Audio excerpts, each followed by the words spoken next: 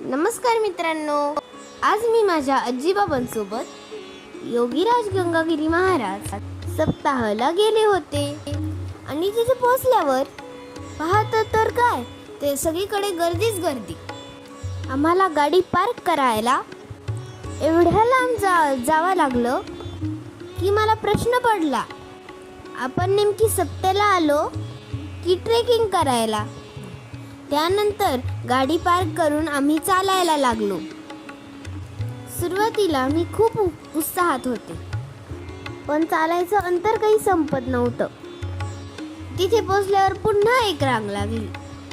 आता दर्शनासाठी नंबर कधी येणार याचीच वाट पाहत आम्ही पुन्हा रांगेत उभं राहिलो आणि शेवटी पादुकांचे दर्शन झाले. दर्शन घेतल्यावर मला वाटलं, चला आता सर्वात महत्त्वाचे काम बाकी आहे, ते म्हणजे जेवण. त्यानंतर आम्ही गरमागरम आमटी आणि भाकरी खायला पंक्तीमध्ये बसलो. आणि मित्रांनो, तुम्हाला सांगते, सप्त्यामधील आमटी आणि भाकरी चवीला खूप भारी लागत होती.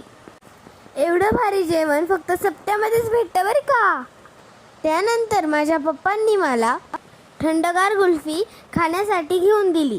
कुल्फी खाल्ल्यावर माझा थकवा पळून गेला आणि त्यानंतर आम्ही तिथे असलेले भव्य प्रदर्शन बघण्यासाठी गेलो आणि मग शेवटी घरी यायला निघालो. आजीबाबांसोबत घेतलेले हे देवदर्शन मी कधीच विसरणार नाही. पुन्हा भेटूच, बाय.